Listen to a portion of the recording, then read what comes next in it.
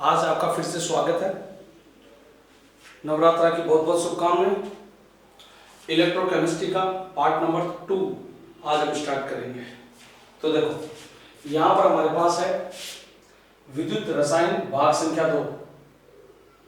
विद्युत रसायन उसमें भाग 2 आज स्टार्ट कर रहे हैं।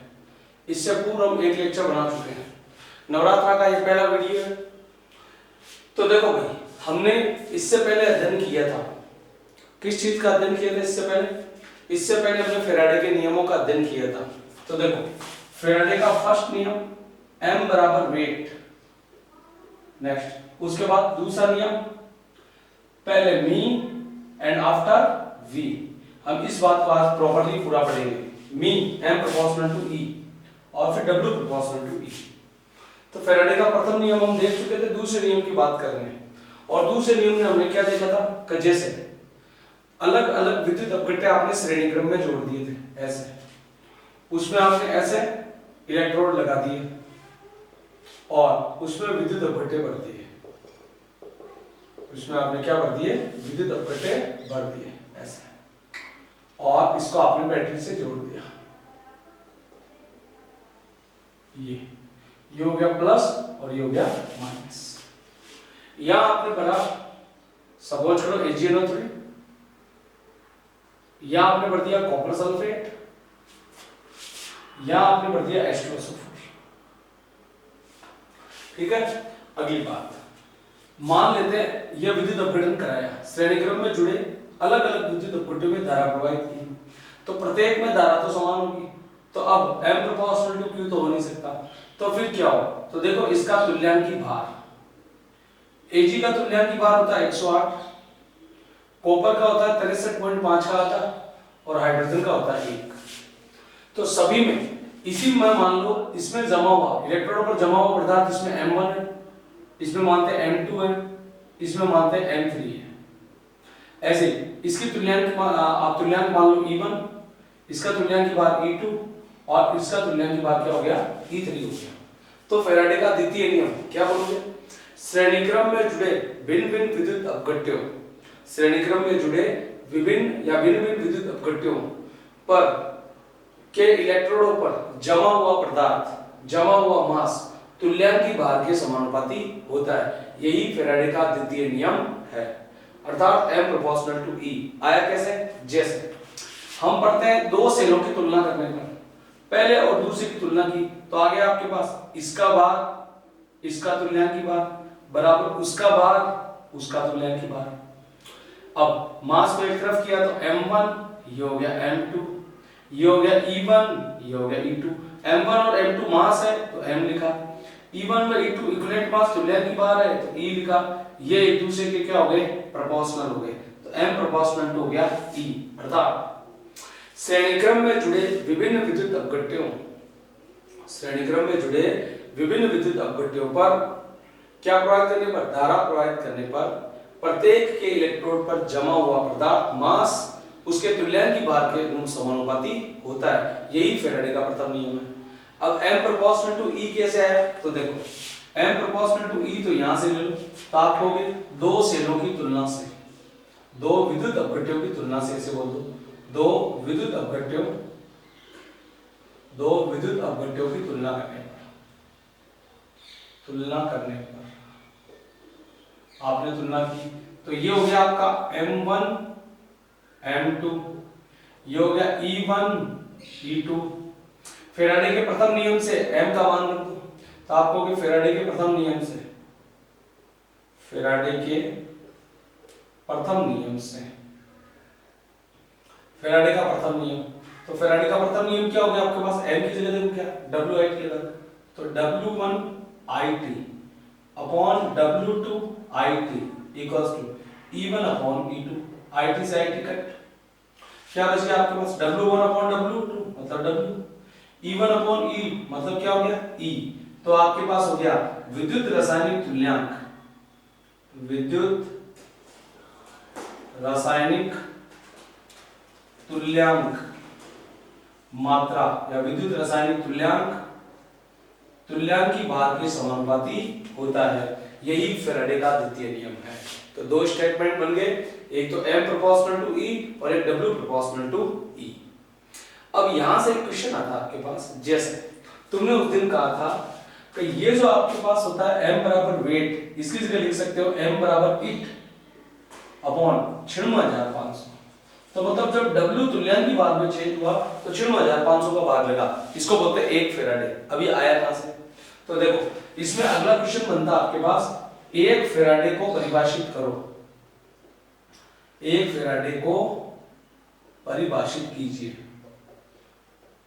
1 फैराडे को परिभाषित करो। तो मैं आपसे पूछता हूं, एक इलेक्ट्रॉन पर आवेश कितना है? तो आप कहोगे एक इलेक्ट्रॉन पर आवेश है 1.6 into 10⁻⁻19 कूलम, ये आवेश है। तो फिर मैंने आपसे पूछा एक मोल इलेक्ट्रॉनों पर आवेश कितना है? एक मोल पर, तो आपने इसको अवगाद्रो संख्या से गुणा कर दिया, 1.6 into 10⁻19 into अवगाद्रो संख्या 6.02 into 10⁻23। जब आपने इसको इससे गुणा किया तो आपका आंसर आया 96,500 कूलम। और इसी 96,500 कूलम को आप क्या बोलते हैं? 1 फैराडे आवेश कहते हैं। यहां पे एक बार कैमरे में देख लेता हूं क्लियर आ रहा है कि नहीं पिक्चर्स की। तो अगर आपसे कोई पूछे कि 1 फैराडे आवेश किसे कहते हैं, बिल्कुल सही है, प्रॉपर है एकदम। तो चलिए 1 फैराडे आवेश किसे कहते हैं? तो आप कहोगे एक इलेक्ट्रॉन पर आवेश है 1.6 into 10⁻⁻19। तो एक मोल पर क्या हो गया बेटा? अवगाद्रो संख्या से गुणा कर दिया, और जैसे तुमने अवगाद्रो संख्या से गुणा किया तो उसका उत्तर आया 96,500, और इसी को आप 1 फैराडे कहते हैं। इससे भी एक दूसरा तरीका और है जिससे हम क्या कर सकते हैं, इसको निकाल सकते हैं। जैसे देखो यहां पर आया आपके पास W प्रोपोर्शनल टू E, ठीक है, तो इसको मैं क्या लिख सकता हूं, आप बताओ। W प्रोपोर्शनल टू E, तो प्रोपोर्शनल हटा, तो आपको पता है कि प्रोपोर्शनल हटता है तो इस साइड हो जाएगा Q, तो यह आपके पास आ गया E प्रोपोर्शनल टू W, और E बराबर आ गया QW। तो Q बराबर क्या आएगा आपके पास? E upon W। E मतलब तुल्यांकी भार, E मतलब तुल्यांकी भार, और W मतलब यहां पर विद्युत रासायनिक तुल्यांक, विद्युत रासायनिक तुल्यांक, ठीक है। तो अब ध्यान से देखिए, कहिए मैं फिर 96,500 कैसे ला रहा हूं। तो हमारे पास फॉर्मूला है E बराबर Q बराबर E अपॉन W। तुम्हारे पास 3 सेल है, एक है Ag, एक है कॉपर और एक है हाइड्रोजन। सभी के तुल्यांकी भार तुम्हें पता है, ठीक है, क्योंकि Q बराबर फॉर्मूला होता है E अपॉन W, तो इसका तुल्यांकी भार है 108 बटा कॉपर का है आपके पास 63.5 का आधा, मतलब 31.78 पूरा एक किलो, ठीक है। तो ये हो गया 31.78 या 77 जो भी है, और हाइड्रोजन का हो गया आपके पास 1 बटा W मतलब तुल्यांक मात्रा है। तो अब देखो इस चीज को सीखने के लिए तुम्हें एक बात और देखनी होगी इस चित्र से, का विद्युत रासायनिक तुल्यांक मात्राएं किसे कहते हैं? विद्युत रासायनिक तुल्यांक मात्राएं W, विद्युत रासायनिक तुल्यांक या तुल्यांक की मात्राएं, इसको बोलते हैं हम W, किसे कहते हैं? तो आपने क्या किया, अलग अलग विद्युत अपघट्यों में 1 एम्पियर या 1 कूलम आवेश प्रवाहित किया। अलग अलग विद्युत अपघट्यों में 1 कूलम आवेश को 1 सेकंड तक इलेक्ट्रोडों में या विद्युत अपघट्यों में प्रवाहित करने से या करने पर Ag पर जो जमा हुई पदार्थ की मात्रा, कॉपर पर जो जमा हुई पदार्थ की मात्रा और हाइड्रोजन के इलेक्ट्रोडों पर जो जमा हुई मात्रा वो निम्न है। याद कर लो, आज क्यों है मौसम 0.20, 0.30, 0.40 वाला, ठीक है। अब Ag का इसकी मात्रा जमा हुई 11-18, इसका होगा 32-96 ग्राम और इसकी होगी 10-36 ग्राम। बस इन्हीं मात्राओं को आप क्या बोलते हैं? विद्युत रासायनिक तुल्यांक मात्राएं कहते हैं। थोड़ा टॉपिक हार्ड है, थोड़ा सा समझने की दरकार है इसको, ठीक है। तो सुनना, सबसे पहले फैराडे का द्वितीय नियम चालू किया, M प्रोपोर्शनल टू, ये समझ में आ गया। उसके बाद तुमने क्या किया, 2 सेलों की तुलना की और फैराडे के प्रथम नियम से M का मान रख दिया। जैसे M का मान रखा, आपके पास आया W प्रोपोर्शनल टू E, फिर आपने क्या किया, फिर यहाँ पर विद्युत रासायनिक तुल्यांक मात्रा या ये क्या होती है, तो इसके लिए तुमने फॉर्मूला लगाया Q = E/W। तो तीनों के आपने तुल्यांक की भाग रख दी है अपॉन तुल्यांक मात्राओं का भाग लगाया। तो तुल्यांक मात्राओं का भाग कैसे लगता है कि जैसे ये विद्युत अपघट्य थे तुम्हारे पास, 1 एम्पीयर की धारा या 1 कूलम आवेश 1 सेकंड तक इसमें प्रभावित किया, तो प्रत्येक पर उतना ही जमा होगा जितना तुल्यांक की भाग, लेकिन हुआ कितना, तो इसका होगा 0.20 1118 ग्राम। तो यहाँ इसका भाग लगा दिया 0.20 1118 ग्राम, ठीक है, 1118 ग्राम एक तो ये, ठीक है।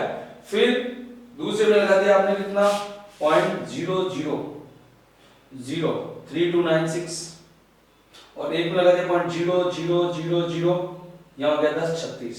लेकिन जब भार लगाया तो क्या तुल्यांक की भाग अपॉन यही आएगा मान, या विद्युत रासायनिक तुल्यांक मात्राओं में भाग लगाओगे तब तो दिक्कत हो जाएगी, ठीक है, क्योंकि हमें तो 96,500 चाहिए। तो जब इसका तुम इसमें भाग लगाओगे तो ये लगभग उत्तर 96,000, एक का 400 समथिंग, एक का 500 समथिंग, तो अपन ये मानते हैं कि 96,500 आता है, और इसी को हम क्या कहते हैं, 1 फैराडे कहते हैं।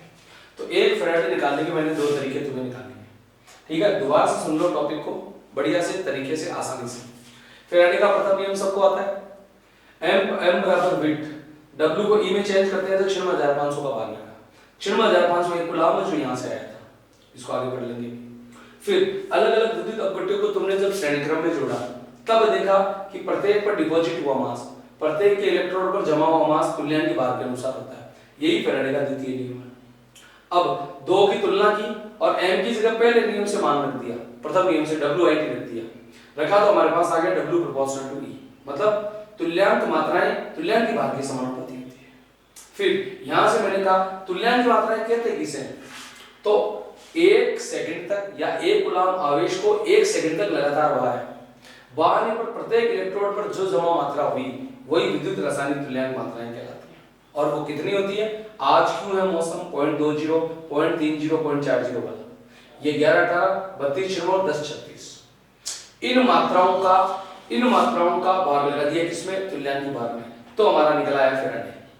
या फिर दूसरा तरीका है, एक इलेक्ट्रॉन पर आवेश इतना है तो 1 मोल पर कितना होगा, अवगाद्रो संख्या से गुणा कर दो, यही आपके पास कहलाता है 1 फैराडे आवेश या 96,500 कूलम, ठीक है। ये आपके पास फैराडे के नियम पूरे होते हुए अगला विद्युत अपघटनी चालकत्व है, जरा इसका स्क्रीनशॉट ले लीजिए, फिर आगे की तरफ हम बढ़ते हैं, स्क्रीनशॉट ले लीजिए इसका। उसके बाद देखो, तो हमने फैराडे का प्रथम नियम दूसरा नियम देख लिया। फैराडे के नियमों की उपयोगिता क्या है, तो देखो इसका प्रयोग एक तो विद्युत अपघट्य की प्रकृति को देखने में किया जाता है, पहली बात तो ये, और दूसरा इलेक्ट्रोप्लेटिंग में किया जाता है, विद्युत लेपन में। तो फैराडे के नियमों का जो उपयोग है वो किसमें किया जाएगा, विद्युत लेपन में, और इलेक्ट्रोड की नेचर को या इलेक्ट्रोलाइट की नेचर को विद्युत अपघट्य की प्रकृति को पहचानने में या फिर किसको करने में किया जाता है, आपको इलेक्ट्रोप्लेटिंग मतलब विद्युत लेपन में इसका उपयोग किया जाता है। चलिए उसके बाद आगे चलते हैं। तो अगला है आपके पास विद्युत अपघटनी विलयन का चालकत्व, तो नेक्स्ट टॉपिक है इसमें चालकत्व, ठीक है। विद्युत अपघटनी चालकत्व पूरा नाम ये है, विद्युत अपघटनी विलयन का या विद्युत अपघटनी चालकत्व। देखो जिस प्रकार से फिजिक्स की मैं बात करता हूं, जैसे फिजिक्स में क्या होता है, ओम के नियम का पालन होता है। फिजिक्स क्या करती है, ओम के नियम का पालन कैसे करती है, जैसे ये कोई तार है आपके पास, ये तार है, इस तार में आपके पास यहां से करंट बह रहा धारा आई, तो यहां से यहां के जो विभव होता है, यहां से यहां का जो टर्मिनल होता है, सॉरी यहां से यहां का जो आपके पास सिरा होगा, उस सिरे में यहां से कितनी धारा बह रही है, तो सिरों के बीच उत्पन्न विभवांतर बहने वाली धारा के समानुपाती होता है। इसे क्या बोलते हैं, ओम का नियम कहते हैं। किसी चालक तार के सिरों के मध्य उत्पन्न विभवांतर बहने वाली धारा के समानुपाती होता है, जिसे हम क्या कहते हैं, ओम का नियम। ये आपका क्या है, फिजिक्स का लॉ है। अब केमिस्ट्री में कैसे फॉलो करेगा, तो मैं बात कर रहा हूँ विद्युत अपघटनी चालकत्व। तो देखो केमिस्ट्री में होता है आपके पास विद्युत अपघटनी शेल जुड़ा होगा आपके पास बैटरी से, ये इलेक्ट्रोड जुड़े होंगे आपके पास बैटरी से, और बैटरी के देखो ये और ये 2 टर्मिनल्स होंगे, इनके बीच में जो विभव बहता है, यहाँ विभव को बात करते हैं आई से, वो इसमें बहने वाले करंट के क्या होगा, समानुपाती होगा। मीन्स V की जगह कर दो E समानुपाती ये V बराबर IR, तो यहाँ हो गया E बराबर IR, और धारा इक्वल टू क्या हो गया आपके पास E अपॉन R। मतलब जो विभव पैदा हुआ था सिरों के बीच वो और प्रतिरोध, ठीक है, ये आपके पास किसको बनाता है, धारा को बनाता है। अतः यह भी ओम के नियम का पालन करेंगे। जिस प्रकार इलेक्ट्रॉनिक चालक मतलब फिजिक्स ओम के नियम का पालन करता है, ठीक उसी प्रकार विद्युत अपघटनी चालक अर्थात केमिस्ट्री भी ओम के नियम का पालन करेगी। कैसे? सिरों के बीच में उत्पन्न विभवांतर बहने वाली धारा के समानुपाती होता है। अब ये ओम के नियम का पालन करेगी तो इसमें क्या क्या होगा, प्रतिरोध होगा। तो देखो पहली चीज, फर्स्ट चीज होगी आपके पास प्रतिरोध। प्रतिरोध को हम क्या लिखते हैं, आर लिखते हैं, ये हो गया हमारे पास आर। सेकंड चीज, जब प्रतिरोध है तो इसका चालकत्व होगा, चालकत्व को बोलते हैं आप सी, ये हो गया इसमें चालकत्व सी। नेक्स्ट तीसरी बात, फिर इसमें क्या होगा, विशिष्ट प्रतिरोध होगा। विशिष्ट प्रतिरोध जिसको बोलते हैं प्रतिरोधकता, विशिष्ट प्रतिरोध या इसको बोल सकते हैं आप प्रतिरोधकता, और प्रतिरोधकता होती है आपके पास रो, ठीक है, प्रतिरोधकता क्या होगी, रो। और अगला होगा आपके पास कप्पा, विशिष्ट चालकता। अगला होगा आपके पास विशिष्ट चालकता, और विशिष्ट चालकता को आप नाम देते हो कप्पा। और पांचवा होगा इसमें सेल स्थिरांक, उसको नाम देते हो आप एक्स। एक बार इतनी ही परिभाषाओं पर ध्यान देते हैं। सेल स्थिरांक ये हो गया आपका एक्स।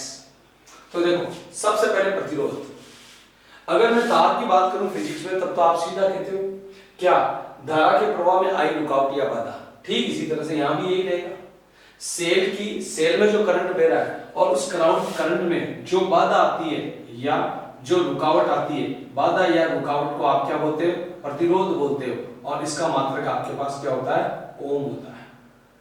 इसका मात्रक क्या हो गया आपके पास, ओम।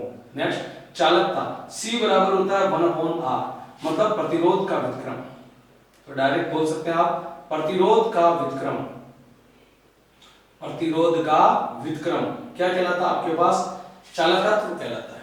इसका मात्रक 1/R, तो 1/ओम, और 1/ओम को आप क्या बोल सकते हैं, ओम इनवर्स, या इसको बोल सकते हैं महो। ओम इनवर्स को क्या बोल सकते हैं, महो। और ध्यान रखिएगा एसआई में इसको बोलते हैं सीमेन। एसआई में क्या बोलते हैं इसको, सीमेन इसका मात्रक होता है। नेक्स्ट विशिष्ट प्रतिरोध क्या होता है, तो विशिष्ट प्रतिरोध या प्रतिरोधकता तो अपन जानते हैं, फिजिक्स में पढ़ा हुआ भी है कि प्रतिरोध लंबाई के तो समानुपाती होगा, और तार की मोटाई मतलब अनुप्रस्थ काट के क्या होता है, व्युत्क्रमानुपाती। दोनों को मिला के लिखा तो आ गया R समानुपाती L/A। इसको आपने खोला तो आ गया R बराबर रो L/A। तो बताओ रो बराबर क्या होगा, R into A अपॉन हो गया L। अब मैं कहता हूं बताओ रो को परिभाषित करो, तो आप कहोगे कि L बराबर ले लो 1 सेंटीमीटर और एरिया ले लो 1 सेंटीमीटर स्क्वायर, तो आपके पास रो क्या बन जाएगा, R। फिजिक्स के लिए तो आसान परिभाषा थी। क्या आसान परिभाषा, 1 सेंटीमीटर लंबा था, उसकी मोटाई 1 सेंटीमीटर हो, तो 1 सेंटीमीटर मोटाई के या 1 सेंटीमीटर स्क्वायर मोटाई के तार, वह 1 सेंटीमीटर लंबाई के तार का जो प्रतिरोध होता है वही प्रतिरोधकता कहलाती है। लेकिन केमिस्ट्री में क्या होगा, देखो दो इलेक्ट्रोड जो एक दूसरे से 1 सेंटीमीटर की दूरी पर रखे हुए, दो इलेक्ट्रोड जो एक दूसरे से 1 सेंटीमीटर की दूरी पर रखे हुए तथा इलेक्ट्रॉनों का अनुप्रस्थ काट 1 सेंटीमीटर स्क्वायर है, उस सेल के सिरों के मध्य उत्पन्न प्रतिरोध ही क्या कहलाता है, आपका प्रतिरोधकता कहलाता है। क्या, दो सेल जो 1 सेंटीमीटर स्क्वायर की दूरी पर 1 सेंटीमीटर स्क्वायर के अनुप्रस्थ काट रखते हैं, अनुप्रस्थ काट, और दूसरी चीज क्या कह सकते हो, 1 सेंटीमीटर की दूरी पर पड़े, 1 सेंटीमीटर की दूरी पर स्थित है। अब उनके बीच में जो प्रतिरोध उत्पन्न हो रहा है वही प्रतिरोध क्या कहलाता है, आपका प्रतिरोधकता रो कहलाता है। मैं पूछता हूं उसका मात्रक क्या होगा, तो देखो यहां हो गया रो इक्वल्स टू राल, RAL, तो आप ऐसे याद कर लो, रो इक्वल्स टू बन गया आपके पास राल। मात्रक R का मात्रक हो गया ओम, एरिया का हो गया सेंटीमीटर स्क्वायर, लेंथ का हो गया सेंटीमीटर, सेंटीमीटर से सेंटीमीटर कट, तो आपका बन गया ओम इंटू मीटर।